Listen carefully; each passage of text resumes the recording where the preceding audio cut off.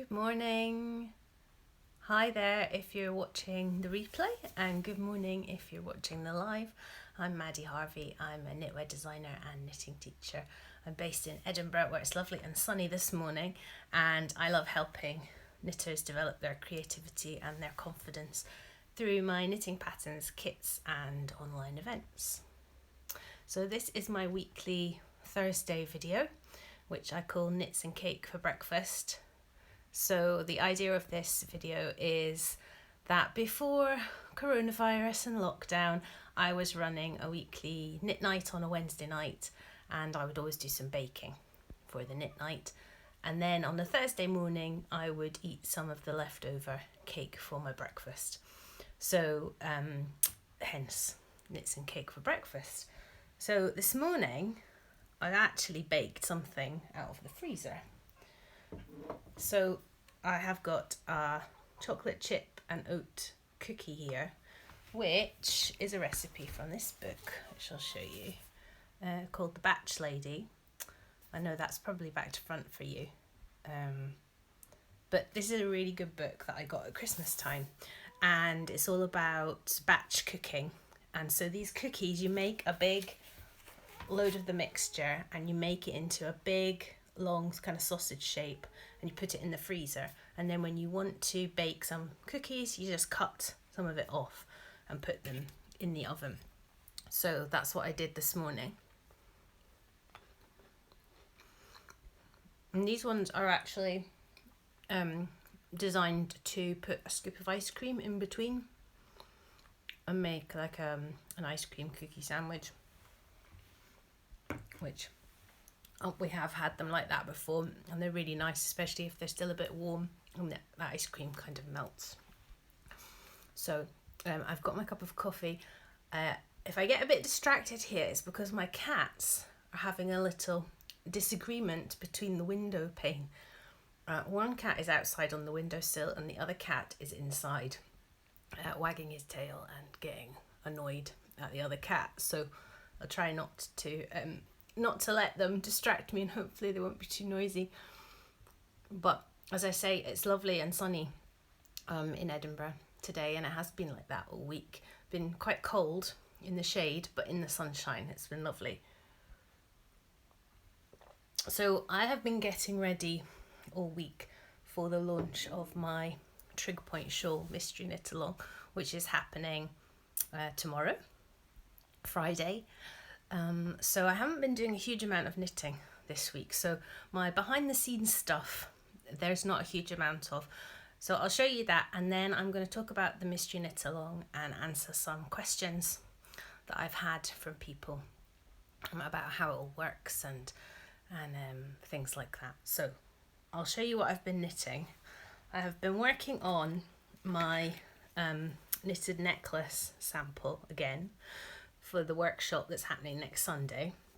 So I was trying to recreate this one, which I made a long time ago, which has a metal fastening. So I sent out the kits for this for the workshop attendees this week. So everybody will get I think they call them a lobster clasp, which has little screws. So you just poke the end in and tighten the screws, and I mean that's stayed like that for years. And then we're going to use some of this t-shirt yarn to make this foundation I-cord, and then we'll do the main part of the necklace. So I've been trying to recreate it. It's been ripped out several times, but I think I'm there now. I just need to do the edging, which is an I-cord, and it will have this option. I don't know if you can see that because this is a very dark colour, to have bubbles on the edge or just a smooth I-cord around the edge there. And as I was kind of knitting this, there's quite a few different options in there. So so if you're booked on to the workshop, I'll be sending you some details probably tomorrow about what you need and about your little bit of homework, which actually is just to knit this I-cord, which is not a huge task. And then the other thing I've been knitting up is the little samples for the other workshop I'm running next week, which is about picking up stitches. So we're going to pick up stitches on various edges. So I've made this swatch here, which is completely wonky. Look at this. So one half is in stocking stitch and the other half is in garter stitch. And can you see the difference in the row gauge between the stocking stitch and the garter stitch? I was quite surprised that it went quite as wonky as it did. So we're going to pick up stitches along around this, so we've got different edges to pick up along. And then the other thing we're going to do is, I've made this, but I've actually kind of finished it off, which is what we'll do in the workshop. But I've made, I don't know if you'll be able to see, but this is like half a jumper. So it's half a raglan mini jumper. So this is the sleeve, and like this is the front and this is the back. So we're going to do that, and then we're going to pick up the stitches under the arms, and we're going to do a little nifty trick to avoid holes in the underarm here, and which works on socks as well, sock gussets. So that was the other thing I've been knitting up, so that I've got things to show people next weekend. So actually there's a big waiting list for that one, so I think I'll probably run that one again quite soon. But if anybody else wanted to join the waiting list for either of the workshops, it's really helpful to me because it gives me a good idea as to the demand for running a second one. So both of those workshops are on Eventbrite, and there's a link via my website, which is maddieharveydesigns.com. So yeah, not a lot of knitting going on here this week because I've been busy getting ready for the Mystery Knit-A-Long, which feels very strange to be launching a pattern and not being able to show you the sample or anything to do with it. This mannequin behind me wasn't wearing anything before I came on live, and I almost grabbed the Mystery Knit-A-Long shawl to put on her, and then I realised, oh no, I can't do that because it's supposed to be a secret. So she's got this jumper on instead. So as I say, it is launching tomorrow. It's called the Trigpoint Shawl. So you might not have heard of Trigpoints before, but they are big. Well, I say big. They probably come up to my chest, and I'm quite tall. So they are concrete pillars, and you find them. They're all over the UK. Mostly they're in fairly high places because they were used between the 1930s and the 1960s to survey the land to try to create more accurate maps. So there's a phenomenon called trig bagging, which I didn't know anything about until I did a bit of digging around on the internet, and people go and they try to visit all the trig points. There's a great website called trigbagging.co.uk, which has an interactive map, and you can zoom in on where you live in the UK, and you can see all the trig points that are near to you. And there's, in Edinburgh is very hilly, so there were a lot, and there were some in places that I didn't expect there to be, and there were some that I thought there would be one and there wasn't. So it is worth going and having a look to see if there's any trig points near you. So trig point, the other name for them is triangulation pillar. So it's all about measuring distances from one pillar to the other, and a lot of the trig points have a kind of a triangle sort of symbol on the top, which I think is where they would put their the measuring devices, which I think are called theodolites. And so a lot of it, the measuring is to do with triangles. So the shawl is called Trigpoint, and it will be up for sale tomorrow as a pre-order because the knit-along doesn't actually start until the 7th of May. But because it's going up tomorrow for sale, it will give you some time to get sorted out with your yarn and things like that, so you've got everything ready to go. So if you've never done a mystery knit-along before, what happens is that you don't know what it's going to look like when it's finished. You'll maybe have some clues. You won't have any photographs of things. So you are just following the pattern, kind of without knowing what you're doing. You just have to trust the pattern and trust the designer. So it's a good idea, if you're trying to work out whether to do a mystery knit-along, is to go and look back at some of the designers' existing designs to see if you like their style or not. I have to say this shawl is very much in my style, including the shape.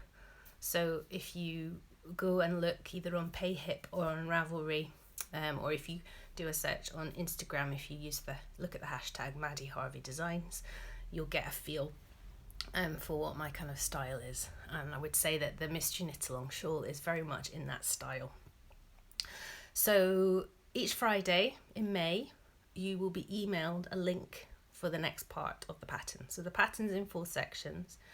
So whether you buy the pattern on Ravelry or on Payhip, you will get sent an email to the address that you used to pay for your pattern, and it will have a download link, and you can download the next clue and knit that bit for the next week.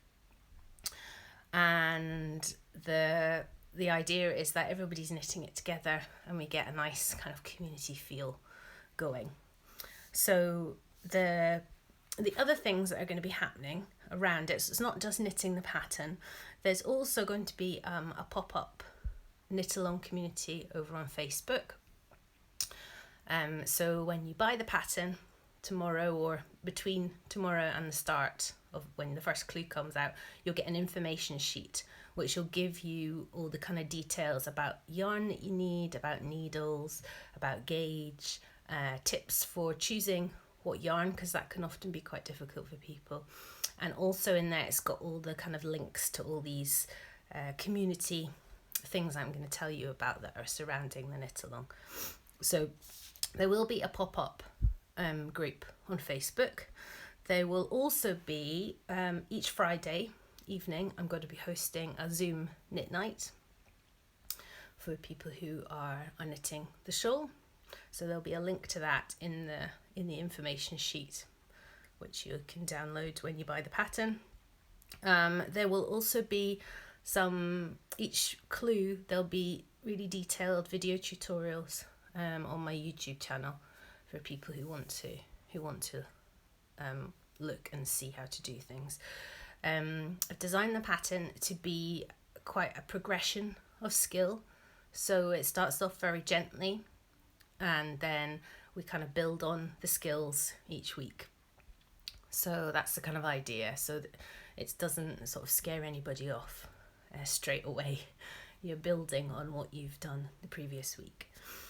And the other thing that you'll get, which I'm really excited about, is this sheet, this grab sheet, which is called Knit Motivate. Now this will be back to front, but you can see it's got lots of bits to fill in. It's got lots of tick boxes and things to colour when you finish different sections. I really love ticking charts, and can you see here I've got charts on my wall, stampers, stickers, anything to kind of keep me motivated or something to help me see my progress.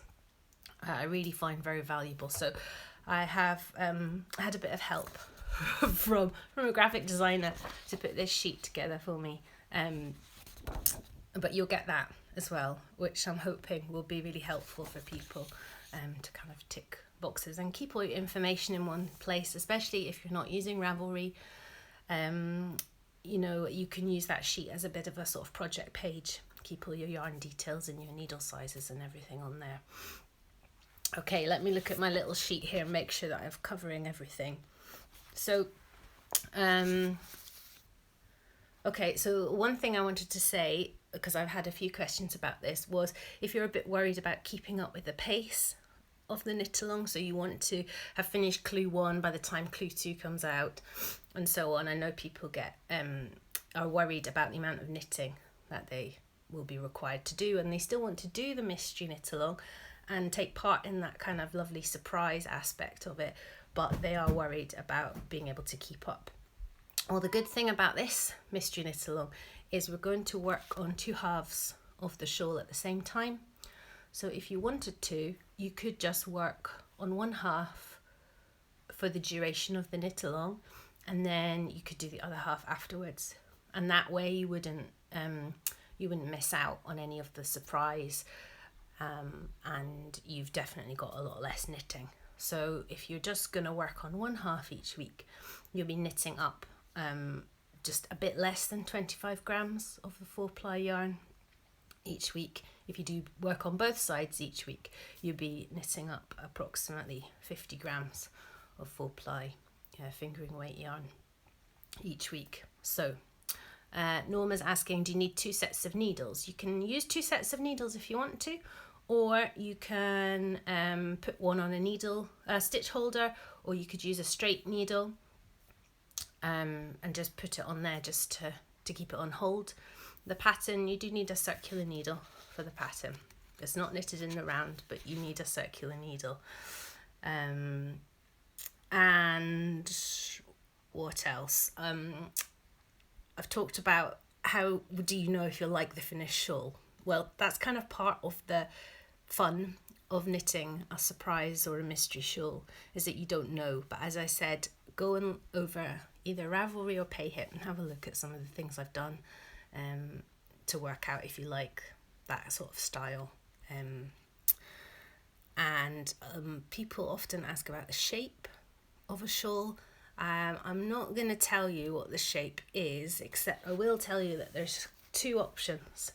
So once you've knitted the first half of clue 1, you can choose whether to, there's a kind of option of one shape or another shape. The 2 shapes are quite similar and they're both equally wearable. It's just to add a bit of interest.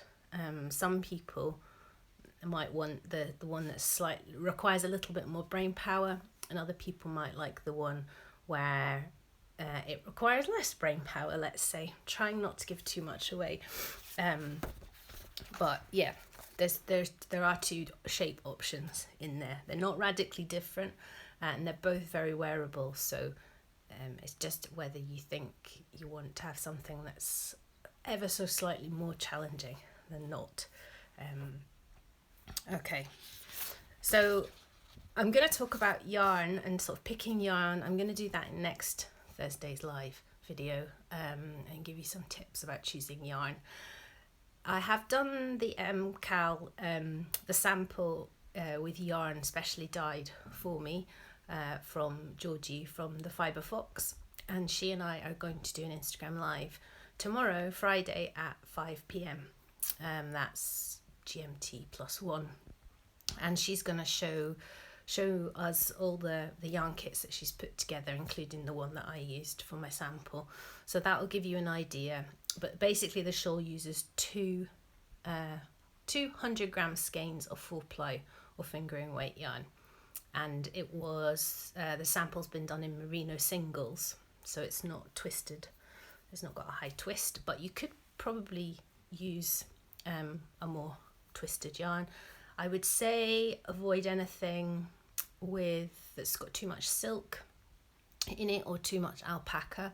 You want something that's got quite good stitch definition, and you need 2 shades that are very contrasty. But I will talk about that more tomorrow with Georgie when we go live, and also next Thursday in my live video. And as I say, the information sheet that you download from the when you buy the pattern gives you lots of information about how to pick yarn. Now, 2 more things, and then I think I've covered everything. I'm running a giveaway, which closes on Friday, which if you're watching the replay is Friday the 16th of April at 12 o'clock noon GMT +1, and you can win a yarn kit and a pattern. So if you go over to my Instagram grid or my Facebook page, you'll see a post all about that. And there's 4 runners-up prizes who will win the pattern. And also, if you would like to get the early bird discount on the pattern when it releases tomorrow, sign up to my mailing list, which you can do at maddieharveydesigns.com. Because that's the only way to get the early bird price. I always give mailing list subscribers a discount on new patterns, So if you want the early bird price on the Mystery Knit-A-Long, sign up to my mailing list. You'll also get my SOS cowl pattern for free too. So that's two great reasons to join the mailing list. And I think that's me. So it would be lovely if you could join me tomorrow, Friday the 16th at 5 p.m, where I'll be going live on Instagram with Georgie from the Fibre Fox. Or I'll see you next Thursday, where I'll be talking about how to pick yarn for the Mystery Knit-A-Long. Okay, thank you for watching. Bye.